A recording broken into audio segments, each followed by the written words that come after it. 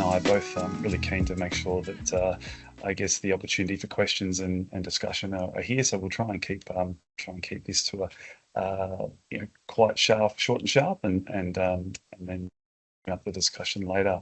However, I guess for the key items, messages that I want to share today were really around some of our experiences and approaches to planning and design, and what I think are some of the three of the key areas in terms of successful field of play delivery. And it definitely starts from one end of the life cycle right the way through to the other. So the planning, assessing your assets, prioritising which ones to move forward with, especially if you're in the local government setting or even at a school education facility.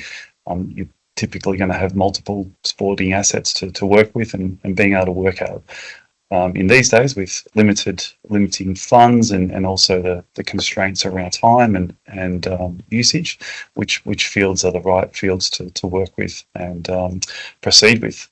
It's then going into stage design, the design process, and really it's all around minimising risk and understanding on each site, what are the things that are going to impact your ability to achieve your desired outcome. And I guess the link to today around soil, World Soil Day, and probably in our experience, it is the subgrade and the soil conditions which have a large say in the sorry, just getting some background there from AD. Thank you. And the soil conditions, which can have a significant bearing on the success of the project. And typically, fields of play are being developed in areas which aren't high value land.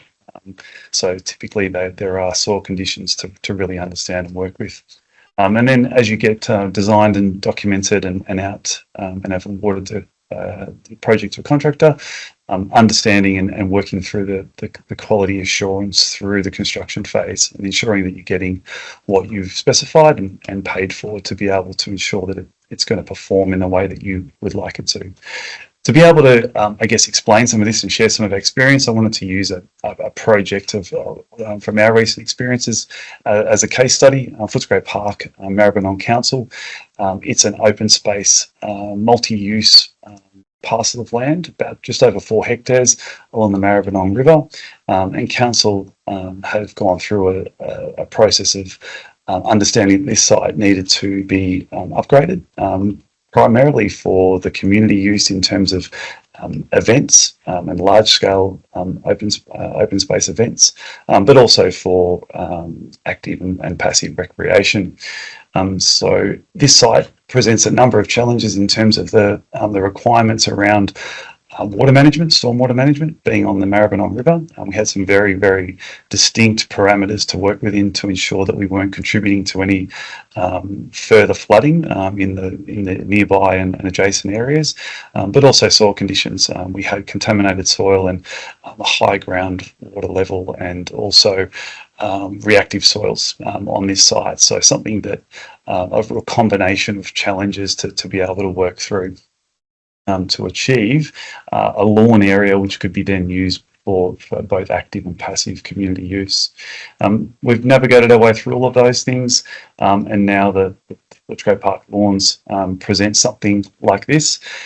So we've got just over 4 hectare tablet of couch grass, and with the ability to play cricket, football, but also hold major events, which council plan to do in this precinct. And for those of you who may be familiar with the precinct, you've got the Flemington Racecourse, you've got a number of other sporting fields, you've got hospital upgrades in the area, universities. It's a really thriving part of the inner west. So just to put some more context around, I guess, the life cycle, as I mentioned, what are the steps and stages that we work through? And I think, again, as I said today, I'd like to touch on the strategic asset management and planning activities that can be important to your projects, the stage design management approach, so looking at your design through the different levels, being a concept design and feasibility, schematic design, feasibility, and then getting right into the detailed design and contract documentation.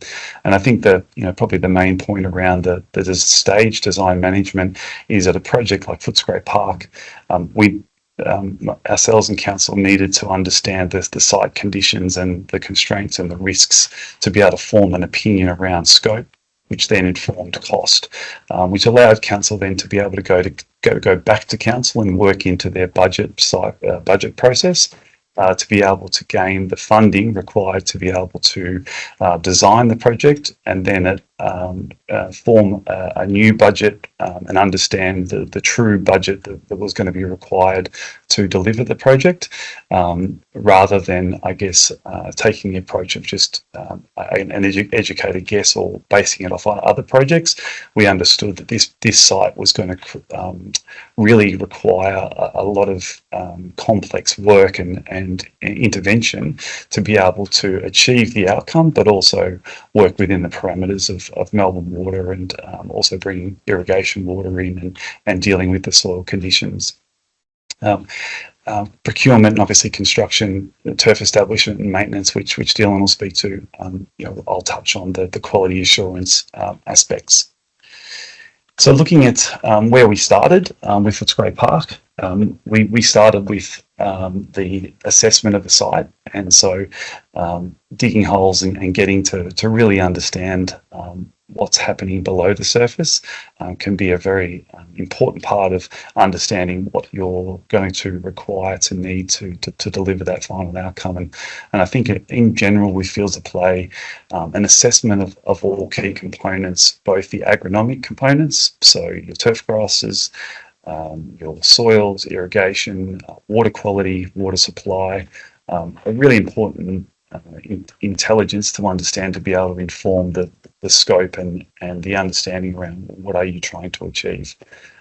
The interrelated sports infrastructure components, player shelters, scoreboards, fences, ball netting, etc., all play a role in both their current condition, but also potentially where you would like or need to use that field in the future. With Maribyrnong, we looked at their recreational profile, both active and passive, and understanding for Footscray Park that it was going to need to host events up to between 5,000 and 10,000 people, but also be able to host local community sport and a very active local community in terms of passive use. Were all parameters that we were designing towards and understanding that we needed to cater for.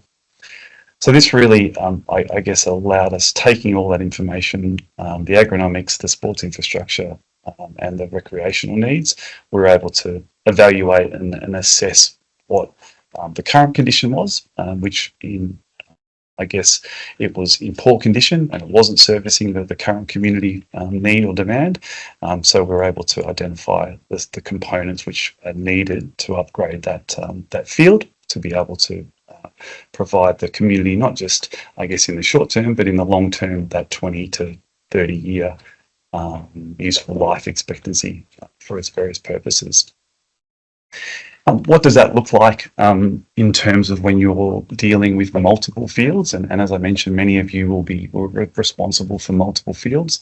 And so the process that we've worked through with Maribyrnong and other councils is to assess the sites, assess each site with the agronomic sports infrastructure, and then use a ranking system to be able to, based on those conditions, rank the fields. Be able to have a look at also the recreational profile and understand that if a field does have a current capacity, and I've used an example of number one, project ranking number 1 there, it's got a current capacity of 8 hours a week. However, it needs to increase up to 22 hours a week based on the forecast demand. That then informs the scope of works and the type of components that are needed to be applied to this field to allow that type of use in that type of setting. And that's where you end up with a $1.6 million estimated cost. And as you can see, the different examples as we move down the ranking, conditions, both agronomic and sports infrastructure, as we know, many fields can have differing levels. And so You can have a brand new field with old sports infrastructure, or new sports infrastructure with an older field. And sometimes, we see the new sports lighting with an older or lower rated agronomic profile, which means that we sometimes need to bring the agronomics up, because we're also increasing the use through the sports lighting. So this is an example of how it can be done, and obviously gives the information to the leadership team and the management teams to be able to really put some science behind their decision making, and working in with their asset management teams, understanding what sort of allowances there are in your long-term financial plan, to be able to accommodate these works over time. So that brings me to the next part, which is, I guess, looking at how do we plan for the future, and how do we, when we are responsible for multiple fields within our municipality or school setting, we need to understand what is the priority, but B, how are these fields going to be delivered. And I guess with Footscray Park, as I mentioned, we went through a staged approach, and so it occurred over several years, and it needed to be that way to I guess, manage the risks that were associated with this site. High profile site, large site, so it was always going to have a big price tag. However, we really needed to understand and go through community consultation, but also site investigation, geotechnical, and consultation with Melbourne Water around everyone's parameters and requirements, to be able to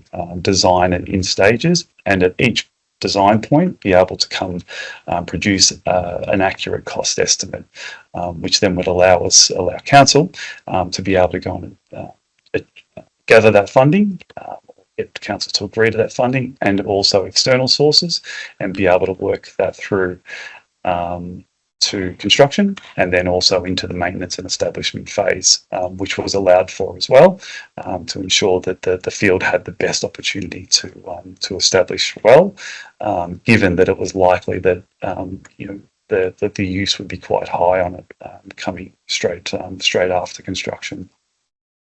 And what we can do once we've got a number of sites assessed and costed, we can then start to build out that 10-year capital program, and using the staged approach. And this is one approach, which is, as you can see, staged over 4 years. However, there's definitely different models which we all apply. You can design and construct in 1 year. You can design and construct over 2, 3, 4, 7 years. It really is, there's an opportunity to tailor your approach to your circumstances, and especially where there may be external funding being sought, that can potentially push out your delivery timeframe. However, it can be very beneficial, because you're building the business case as you go, and being able to attract external plus internal funding to land where you need to land based on your condition. And especially if, and in many cases these days, we're dealing with growth. We are dealing with growth and increased demand and expectation on conditions. So it's really important that the right level of funding is provided. Otherwise, we may end up building something or maintaining something that can't quite meet the demand of the community. So just to touch on the concept level project feasibility. So we at Footscray Park, it started off with a sketch, as you can see on the right hand side, concept level. So really high level layout to determine what are the requirements and what are the alignments, orientations, and the setup of not only the western lawn, but also the eastern lawn. So council were keen to understand, what was the impacts for the precinct. So not just the western lawn, but also the eastern lawn and the fields, which are to the left, Mervyn Hughes Oval and Tony Doddermaid Oval as well. And what was important about that was also understanding, okay, well, what are the opportunities for future proofing in terms of drainage, in terms of water supply? If we're going to bring water into the western lawn, is in irrigation water, we would also like to provide for the eastern lawn. So this pipe sizing, pump sizing was all future-proofed in terms of being able to understand, well, if council want to continue to develop the site, then those items have been thought about and cared for within the cost estimates and scoping at this very early stage. The other important element which we understood was really around the Maribyrnong River. Been well documented, there'd been a number of flooding events, and so we knew that there would be some very strict requirements around level changes. And as it turned out, we understood that we weren't allowed to increase the level of the field of play, therefore decreasing the flood capacity. So we came up with a series of options, gold, silver, bronze, in terms of the scope of works and the options for council to work through.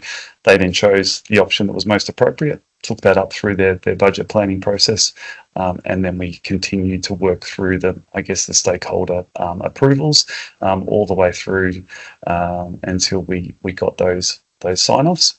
The other thing to note here was there was a master plan in action as well. So there was some other things around pathways, access, signage that need to be considered.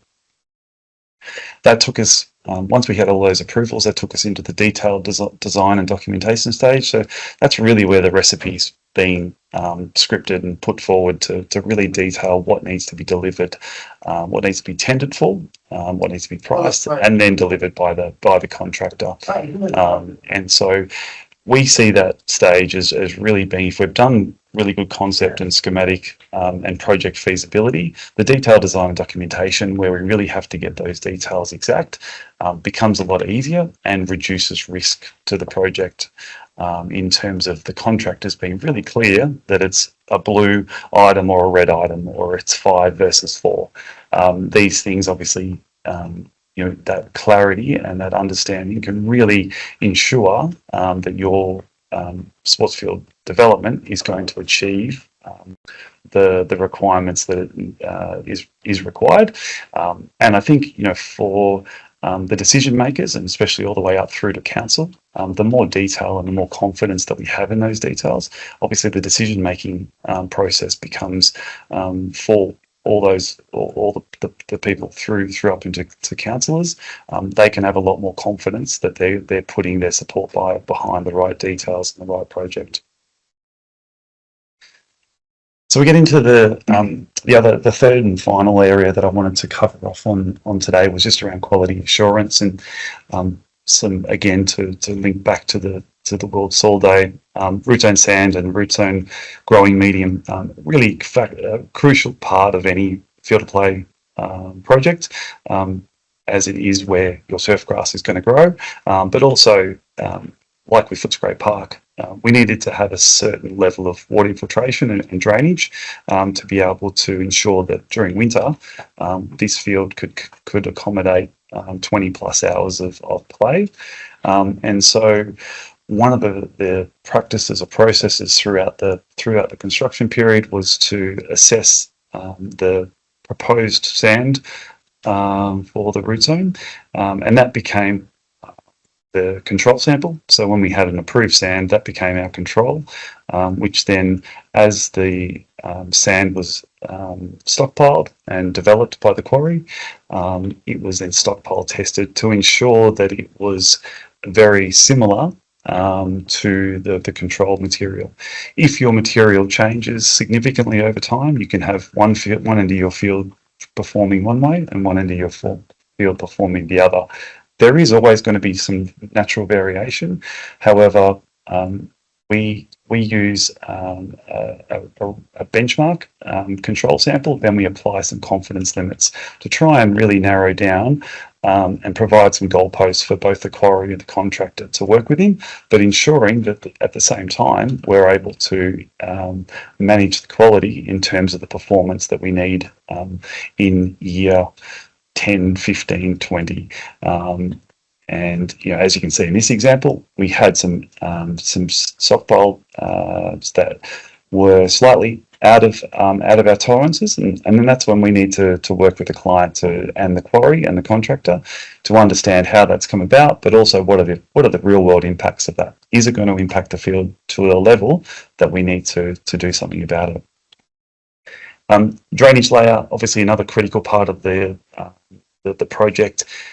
In the case on the right hand side here was Footscray Park, sorry, and we used a product called, it's simple term, a GeoWeb, which because we were so limited with how far we could dig down into the existing profile and how far we could come up, we came up with this GeoWeb product that was going to basically act as our drainage network, and this GeoWeb product has originated out of America. They used it for military transporting and moving military equipment through wet and boggy spaces, and because we had such constraints on the site, this is the product that we chose to use along with the gravel to form that drainage layer. And again, it's really important that these products are quality tested, and because they do have to perform to a certain level, otherwise your field may not drain the way it's supposed to.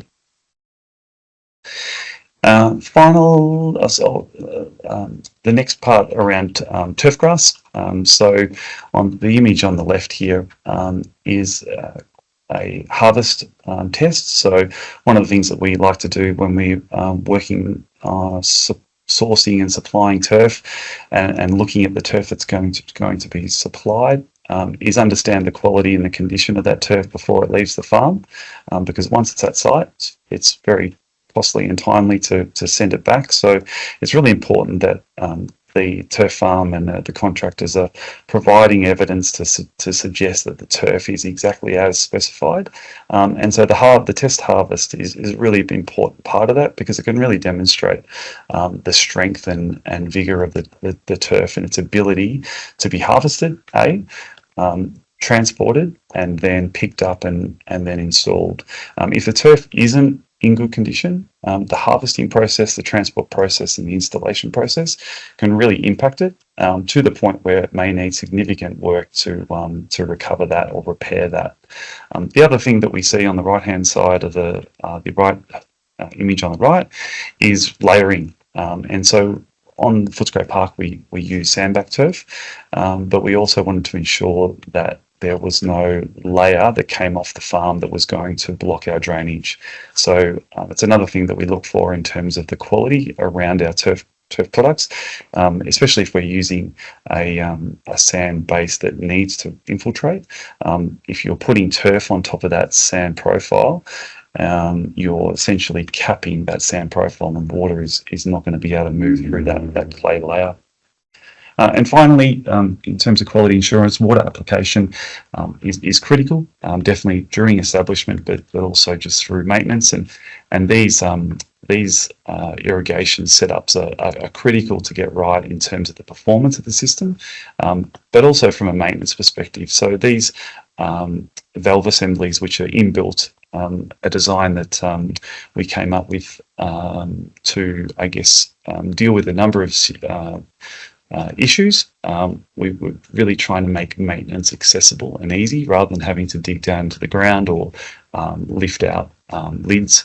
We've put all the valve assemblies into these seats, and we found that the distance when we were doing the quality checks, that the distance between the assembly and the ground was shorter than it needed to be, so therefore you weren't going to be able to access it for maintenance. So we worked with the contractor and the installer to rectify that, to ensure that it performed and functions the way it was designed. So I'll wrap up there and hand over to Dylan to talk about maintenance. Thanks. Thanks, Lucas. Very edifying. So hopefully that share screen has come up and everyone can see. Following on from the design conversations is how you maintain that design after it's actually in the ground. So they sort of go hand in hand together. So it's great to be able to have a conversation with both of us involved in the so I just get that to move forward. So just a little bit about Green by Nature and who we are. So sort of a merging of a number of businesses, but we're now around over 2,000 employees across Australia and New Zealand. And we deal with a lot of different divisions, everything from landscaping and irrigation, council open space, roadways, sporting ovals, and that includes sort of tertiary education and high schools, as well as council open space and ovals, and professional sporting clubs as well, which are golf courses, airports, race courses. So sort of anything that's sort of green and outdoor space, we're involved in some way or another in sort of maintaining it, and sometimes in building and constructing it as well. Just locally in Victoria, we look after 4 AFL clubs.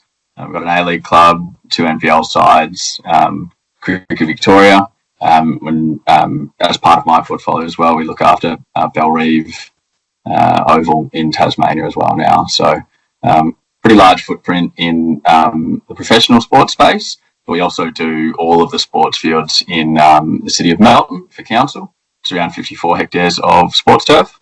And we do sort of renovation work and cylinder mowing, general assistance for a number of other councils around. So we do a lot of breadth when it comes to space, and I guess the important learning that what I'd really like to talk about today is how it's not a one-size-fits-all model, and that really, like, the maintenance requirements as well as the design requirements do need to be tailored, as Lucas sort of said, to the specifics, what the kind of usage is going to be, and other elements to that.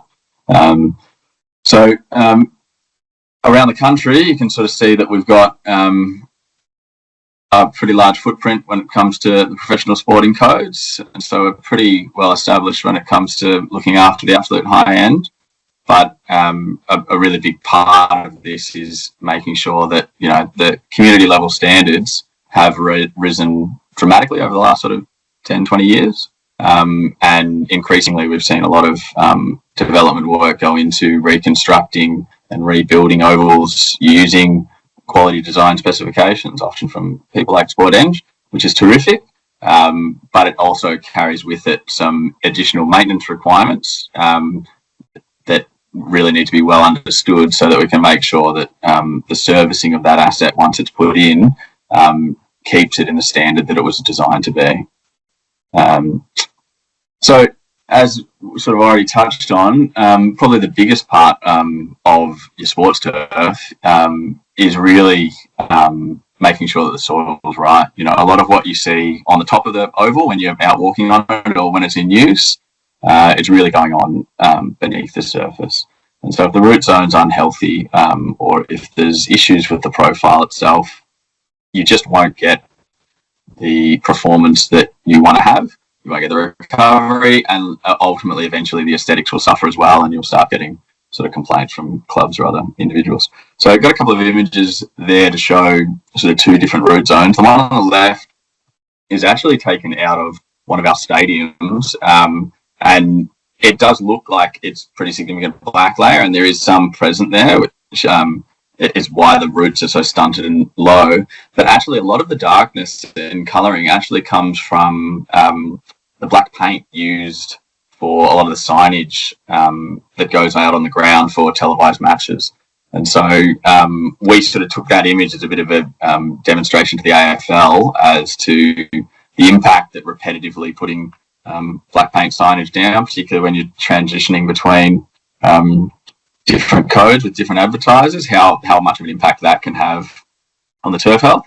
And then on the image on the right is at the Essendon Football Club, actually, where we recently redone the ground, and there is some minor layering present. You can see that the sand that the turf was grown in, it was sandbacked, sand around the sod, is very slightly different in colour to the construction sand, which is not the worst thing in the world. The construction sand there is actually incredibly lean. It really has a really low CEC, drains very quickly.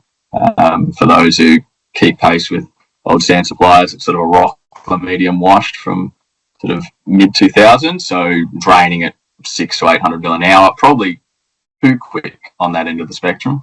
But undoubtedly, you can see that the root depth there is sort of more like 130 mil plus, and so, you know, and quite light, healthy, fibrous as well. So we've got a really good foundation there for, you know, high traffic can occur on that oval, and it's going to bounce back and recover really well. So getting there and having that root zone, there's a few really important considerations to take into account.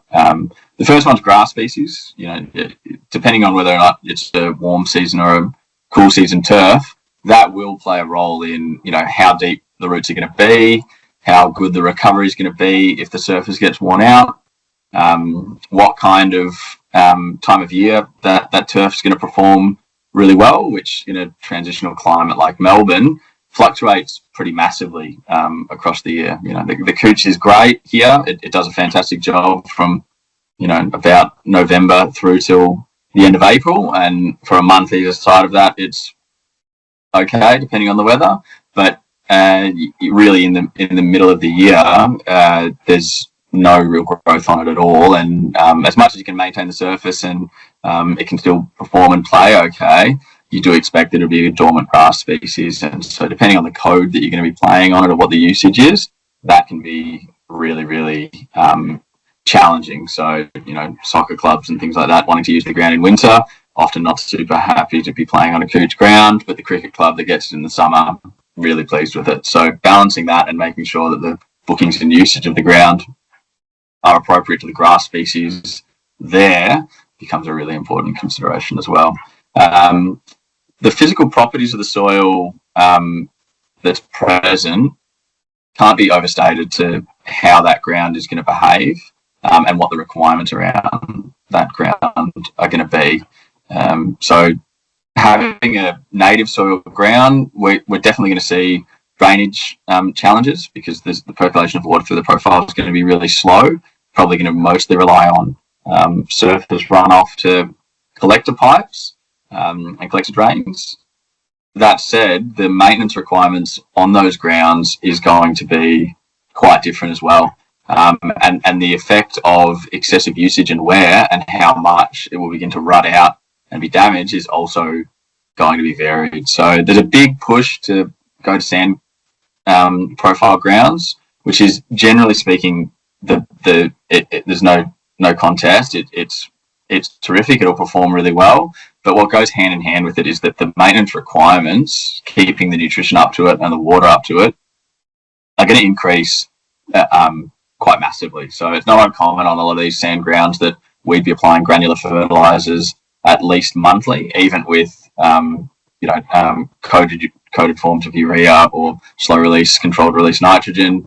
It's really unlikely that you're not going to see some kind of growth gully step off after anywhere between 3 to 4 weeks. And so depending on what your maintenance regime and budget is, it's not always appropriate to have a really, really lean sand present. And it can actually create some dramas if you're only going to be putting out fertilizers once a quarter, seasonally, or every other month. You need to think carefully about how that works. The benefit of having the cooch grouse is that, you know, through winter you probably don't need to really do any nutritional applications at all. So you can condense them. If you're doing them every second month, you can condense them to be monthly during the summer period and get a really, really good result and a really robust plant that's going to last through a winter of dormancy. So the time of year that you're going to be renovating the ground plays a huge role in the rest of the year. Yeah, it's a really big investment into how the field is going to perform, or how the surface will perform year round. And often, if you're only getting the opportunity to do those works annually, you'll probably want to go relatively heavily into it. But the trade-off to that is that it actually probably does make the ground unfit for usage for a period of time. And so that downtime needs to be balanced pretty carefully. There's a lot of problems with trying to get back onto a field too soon after a renovation, either in just damaging the turf while it's still too juvenile, or in like the surface consistency and instability that might be present. So we're increasingly, in a lot of the local council areas, we've seen a bit of a change from the old style model of try and do every single ground in sort of a 2-week window or 3-week window, to starting to stagger it and really think intelligently about the type of grass species that's there. If you've got a couch ground or a kikuyu ground, any kind of warm season ground, renovating it in between your transition between winter and summer sport might not be the best window for you. It might be better to think about trying to slot that into summer, and thinking about the type of renovation practice that you're going to have performed on the ground, and whether or not you can scarify the ground and collect that within a day or two, and not actually close the ground for any longer than those works are going on. But when you're doing a coring and top dress, maybe you need to close the ground for a week or 2 weeks, but doing that on a case-by-case basis with individual clubs. We've seen a fair few instances where all grounds or a number of grounds are closed for a 2 to 4 week period, but the clubs see that no one's actually doing any works on those grounds until halfway through that closure window, and that gets a fair bit of pushback. So trying to intelligently plan those works and making sure that the ground's only closed for the window of time for the works to take place and for the recovery window goes a really long way to getting buy-in from the user groups. You can see works going on, and really an investment into the performance of the ground for the rest of the year. And the seasonal considerations beyond just the weather are how quick the recovery is going to be on the turf. I've seen pretty commonly a lot of really heavy renovation practices happen to couch grounds right at the start of the season, sort of end of August, early September, when it's not really actively growing yet, and it can actually really slow down how quickly the grass comes out of dormancy and how well it performs, and you don't see a really good quality service until after Christmas, which is really tricky to manage. So I guess the biggest takeaways, if I could give a couple for the overall maintenance side of it, is that the maintenance works that you do on the ground are probably going to take place over anywhere between 5 and 25 years to the ground. So when you're doing the design, like Lucas sort of pointed out with the irrigation valve boxes being offset and with easy access, the design and the construction of the ground is going to be over within that 1 to 2 year period. But whoever's maintaining that ground and maintaining that asset is going to be doing it for decades, not a year or two. And so having that as a really strong consideration in the forefront during the design will really, really save you money in the long run and make the quality of the surface much, much better, because in a limited pool resource that we all deal with, having that time spent efficiently is going to mean that you've got more time to do other things, and that all of the practices to do with turf are constantly dynamic and changing. The weather conditions are going to change it, the amount of uses is going to change it, the grass species is going to change it. So not having a set and forget approach and constantly touching base, either by having audits completed, checks, a little bit like the checks that Lucas indicated, where you're having a look at the layering, have a look at the thatch development and levels.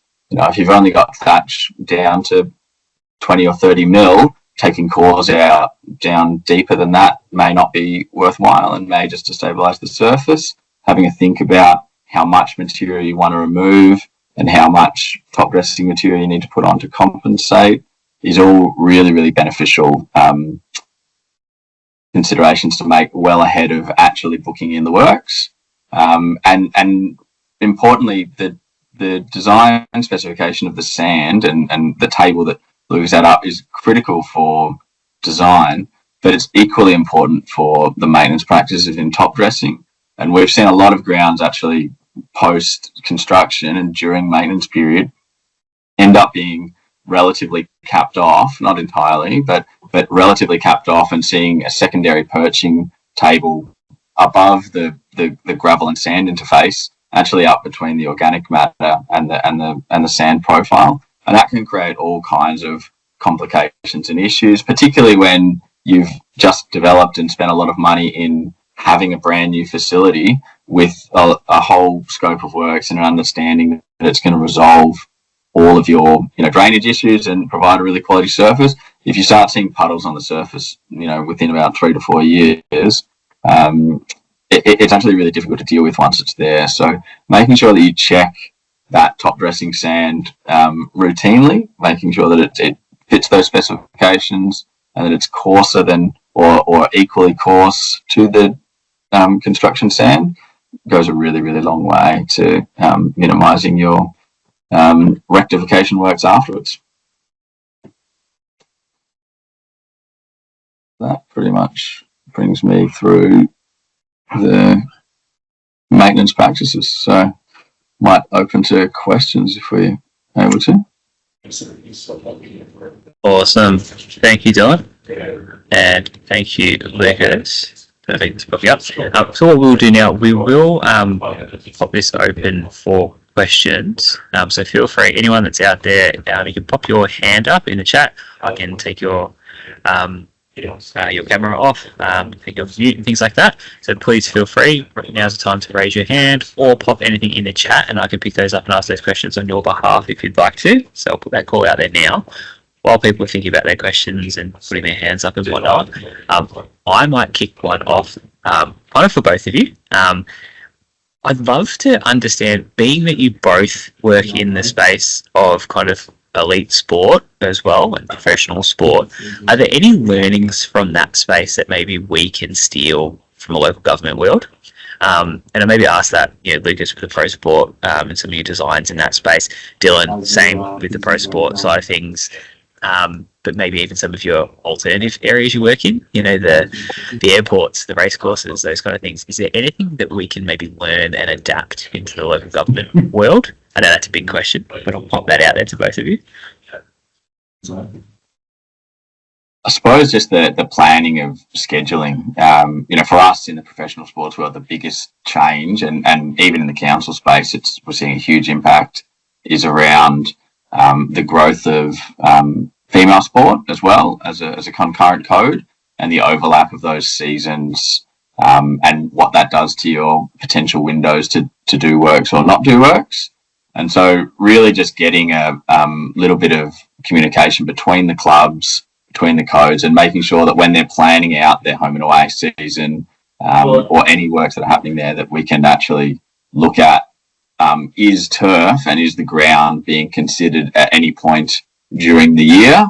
And if not, then flagging that really early on to say, you cannot have 12 months of the year usage on a ground and not eventually pay for it somewhere. So it's just having that dialogue and making sure that that's well understood goes a really, really long way to getting, even if it's only a 6-day window once a year, it's much better than having nothing at all.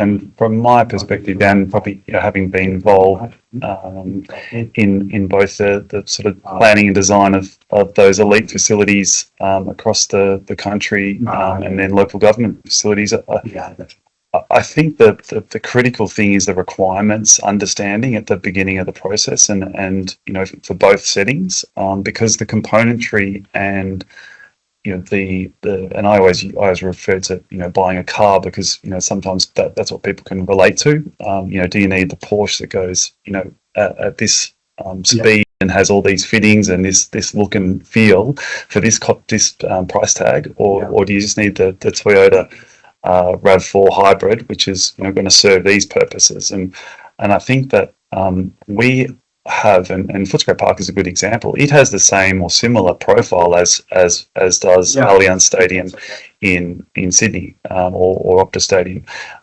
I tend to push back against the theory that the perception that elite stadiums are different. They're actually not. Many of our local fields have equal to or better profiles and agronomics, and because they need them because of their climatic condition, because of their usage, because of their soil conditions. So I think it's a bit of a furphy to say that that these stadiums have better this, better that. it's always tailored to the situation. And typically in local government or school settings in the community, we're dealing with much different circumstances, much trickier environmental circumstances, greater use, greater diversity of use, potentially less maintenance. But at the same time, the stadiums can also have, challenging growing climates as well. We're working on Port Macquarie, the new stadium in Tassie at the moment, and there's some really unique climatic conditions, but also the fact that they want to put a roof on it, and it's Tasmania. There's some really critical thinking and planning around why are we doing this? What do we need to service? How are we going to maintain it? So it's really starting with the end in mind. If we can understand, and I think that's why that planning, the asset management planning piece, combining your agronomics, your sports infrastructure and your recreational need, have a really clear understanding of what that looks like, and then build the, choose the path. The other thing is building a patch water table with this. Awesome. Thank you, guys. And it, what you just said there, Lucas, kind of jumps out to me. I think you said, Dylan, in your presentation, around remembering that while the design and construction of a field of play might be for a 12-month, 2-year period, but you're then setting it up for the ongoing management and maintenance for decades of that field. So as you're saying, Lucas, making sure you invest in that up front. I'm going to jump to a couple of the questions that come through in the chat function here. Jane, I will come back to your question, but I just think coming off of your conversation there, Lucas, I'm going to jump to Nicole's question about constrained budgets in local government, and if there's any kind of recommendations around extending ground usage, if there's not sufficient funds for full renovations. So if there's any tips or tricks from both of you in that space. And I'm going to throw a second question in there as well from Jacko, who just mentioned about the benefit of midwinter season maintenance closures. So they're kind of 1 to 2 weeks in July, particularly for grounds that are holding water. Is there benefit in that? And if there's any recommendations? So just kind of combine the two there. Yeah, so not to sound like a broken record, Nicole, but definitely, understand what are we dealing with, what do we need to provide for, because I think there are times when we're jumping to a solution without understanding the full extent of the problem, and financial constraint is definitely part of the equation. However, what's the ground used for? When is it being used for what sort of sports? What is it currently? Because there are ways in which we can modify an existing field based on the current agronomic profile. Its drainage potential, its size, its alignment, and depending on what sort of sports are being played. And I think maintenance as well. So looking at the maintenance, it could be that the field is currently being under-maintained and therefore not as resilient as it could be. So that there could be a discussion to be had. Well, the actual agronomics and the setup of the field is okay. We don't need to do the full renovation. We may need to adjust a couple of the components, but maybe it's the maintenance that could be increased. And I know that the funding constraints happen on both capital and operating side of things, and that's when I would be looking at sort of options, scanning back out and looking at, if you've got 50 fields within your municipality, looking at that across your 50 fields and going, okay, well, I need to be able, this one needs less and I can push more resource onto this one over here because of these situations. And I think that's a common, or that's a strategy that can be used. Look at your total pie in terms of your maintenance budget. Look at what's being allocated per field, and is that adequate and correct? And there may then, if there's no more funding available, or you've got no avenue to external funding or additional funding, then it's really prioritising your existing funding and looking at the detail around that, as Dylan alluded to with the fertiliser applications. What sort of fertiliser are you using? When is it being applied? How is it being applied? That's a big one for me, is application of any sort of material on your field. If it's not understood and really well defined, it can be a very costly exercise for not a lot of benefit. Yeah, agree entirely. I suppose that one of the critical considerations would probably be properly understanding what the challenge is that ground is experiencing. So taking Is that just a Jacko, was it? No, you obviously have the nickname. But I mean, in that time of year, I suppose you probably want to understand why the ground's holding water. Is it that there's a genuine drainage issue and that the entire profile is capped off if it's a sand ground? And is it just that some decompaction works would resolve it? Or if it's because the water table's high or because it's a native soil ground and the the amount of rainfall that's coming down is not going to resolve it. There's still minor practices that you can do. I'd probably strongly recommend avoiding something like coring, because your collection at that time of year is going to be challenging, to say the least. But you can still top dress and solid tine over the top and drag into those core holes, which will help break through any sort of top profile layering. Probably recommend doing an infiltration rate test at varying depths. So seeing whether or not, if you get through the top 25, 30 mil of thatch, you've actually got really good infiltration deeper in the profile, or if it's stopping at some point in the profile, understanding what depth that is so you can tailor your maintenance practice to it. And even with the constrained budgets in local government as well, the renovation practices, and when I say renovation practices, I'm referring to maintenance renovation practices, are cents on the dollar compared to reconstructing a ground. We might be looking at spending, for a really involved renovation, you might be looking at spending anywhere between $10,000 to $15,000 per hectare to give a really good workover, versus into the hundreds of thousands, probably north of $1 million, in order to do the same thing for a reconstruction. So obviously that compounds when you're dealing with large amounts in local government, as you're often dealing with anywhere between 50 to 100 hectares of sports turf. But not every ground is going to need really, really involved renovation practices all of the time. And the type of practice that it might need is going to vary greatly as well. So I'd say just get the right people in with a bit of expertise to help guide you, whether or not it's getting a third-party consultant in, getting some testing done. We do offer both. I'd normally recommend that, unless you've already got a contract in place with someone, you're best not getting your consultant to be also your provider, because there's a little bit of a conflict there.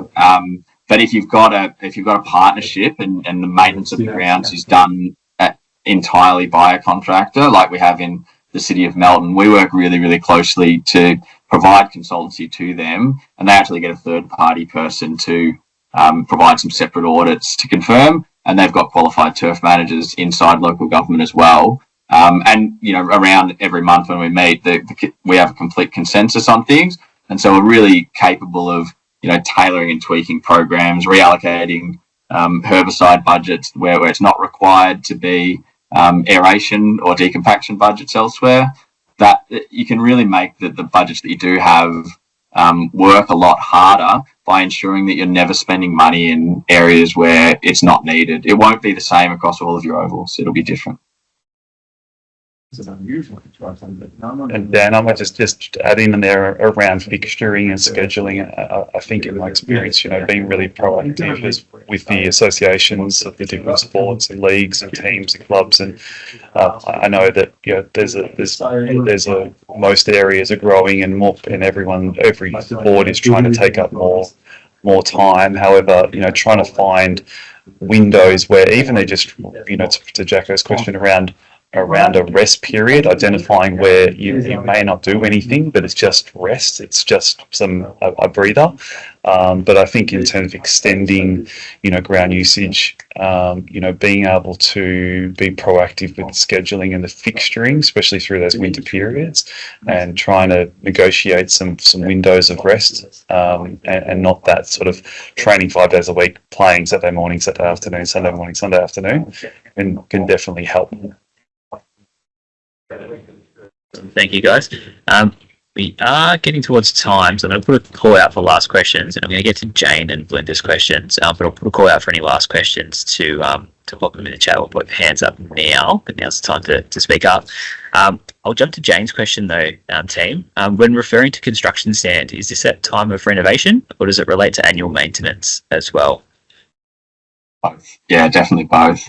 Like the construction sand is probably really important to have exactly right. You know, there's going to be, as Luke has pointed out, even from the same quarry, you can have a lot of variability in your sand. And so all of the guidelines always provide a range. And, you know, in Victoria, just speaking from personal experience, actually hitting that USGA spec range, unless you're doing a custom blend sand from a quarry with one that's way too coarse and one that's a bit finer, it's going to be really challenging to have it tick every single box along that criteria. So getting the right people in to review that specification and see whether or not the deviation is going to cause you a drama is critically important. And doing the same thing for your, you know, general maintenance practice sand is really critical as well. So finding out what it's going to do and then checking to see, is that going to have an impact to this oval or the sports surface? Absolutely just as important in maintenance practices. Awesome, thank you. I might jump into Belinda's question here, and this is a doozy, I reckon. In terms of, like, obviously we understand the investment into ovals results in increased capacity, experience for users, but is there any research on the impact of that on social and economic benefits? So is anyone aware of any research in that space? So you've taken yourself off mute there, Lucas. Is that a yes, you know something?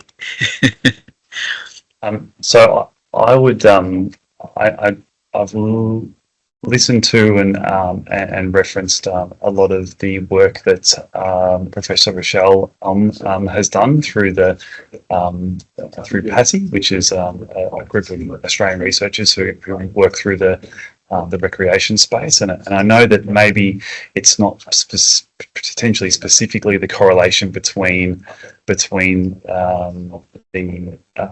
investment into ovals and then the social and economic. It's probably more about participation and the social, I guess, well-being aspects. However, I guess anecdotally, you know, one of the things that we've seen in our work, and especially in recent times through Sydney and New South Wales, has been the number of cancellations and games being deferred and fixtures being changed, and the flow-on effects of all that, and the disruption to what most people in the community space are there to feel connected to a group of people who are like-minded and like getting together on a Friday night, Saturday morning, Sunday afternoon. And there's been some really good stories or some examples of where fields have not been able to cope due to changing climatic conditions, weather conditions, and games have been cancelled. I think there was a stat there. There was 8 out of 10 games a local soccer team had missed out on, and most of those kids decided to go and play basketball. They said, enough's enough. We need to do something. We can't keep getting washed out, essentially. And I know myself, you know, as a cricketer, the momentum and the social interactions that we miss when we're washed out and not being able to play due to ground conditions, and that's probably more, you know, cricket's slightly separate, but just that social side of it, and then the economics around, you know, for clubs or local areas. I guess if all of that's not happening, there's no play, then there's probably not much activity happening. So I think that you know, there is some research being done in this space because it is such an important aspect of the federal government's funding into sport and where they should direct their resources. Anything you wanted to add there at all, Dylan? It's a doozy of a question. Yeah, look, I mean, I think, I'm sure there's research out there, we could find it, but, you know, anecdotally, I think if there's one thing that the COVID experience, and for Victorians especially that had a lot of lockdown time during that window, you couldn't overstate the presence of green space, and particularly sporting grounds during that time, and that was non-organised sport, so that all sporting codes were closed, but just places for people to go and walk for a minute and remind themselves that life goes on. It's pivotal. And if you talk to most people in your own personal lives, you'll see whether or not it's taking kids to ovals or engaging with sporting codes, a lot of that is really critical to many people's connectivity, as Lucas said, to community and elsewise.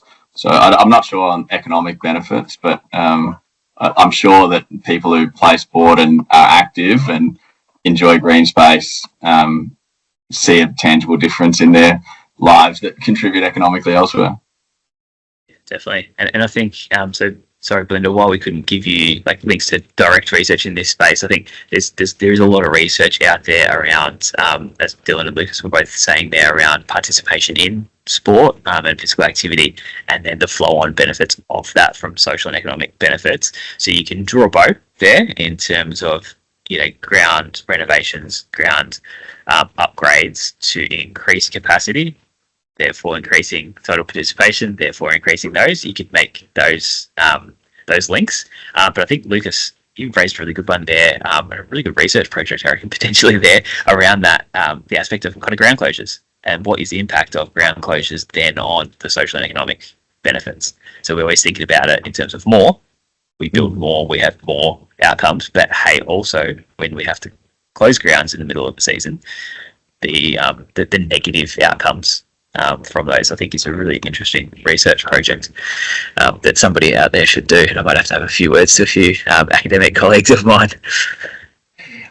It's definitely the business case is being done on a number of local situations now, because there is a true economic cost and social cost to not having the infrastructure to cope with the demands of the day.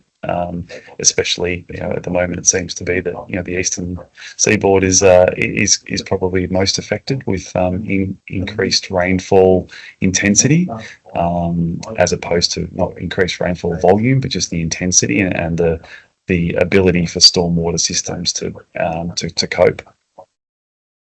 And that's not just field of play. So many of our situations, we're actually dealing with the field of play plus the precinct plus the local neighbourhood, because it's all well and good for us to find a solution for the field. But if we're flooding Mrs. Smith's property, just down the road, because we've changed the way in which the flood waters and the storms behave, that's not a great outcome for community either. That's definitely. Okay, well, we are at 10 minutes over time, so I might put this out there as the absolute final last call for any burning questions that anyone out there might have. Now's the time. Raise your hand, pop it in the chat. Give it this is where I always say, this is where I turn into the real estate property salesperson, going, gone. Looks like that might be it, team. So look, I wanted to say a big thank you to Lucas and Dylan and the team at SportEng and Green by Nature for supporting us to put on today's webinar. It's always awesome to be able to do these sessions where we can put on free webinars, where it is just an opportunity for our members to come along. Most of you probably at your lunch breaks or having a cup of coffee in the background there, and you can just log in and learn from experts like Dylan and Lucas. So big thank you to you guys and the team for this. As I said at the start, it is World Soil Day. I do want a reminder out there for everybody. It is every year that celebration of World Soil Day, so mark it in the calendar for next year. We'll hopefully be doing another celebration next year around that. And as I said at the start as well, today's session was recorded, so we'll be circulating the recording. So expect an email coming out of our office potentially tomorrow or early next week with that recording in there for you. Other than that, a big thank you to Dylan and Lucas for your time this morning. Thanks. Pleasure. Thanks, Dan. Thanks, everyone. Might pass on contact details as well, and if anyone has any questions, or we're in every state and territory, so if there is a need, or anyone would like someone to come out and have a look at their turf or provide a bit of advice or help review things, we're more than happy to. So share that around. Awesome. Will do. Thank you all.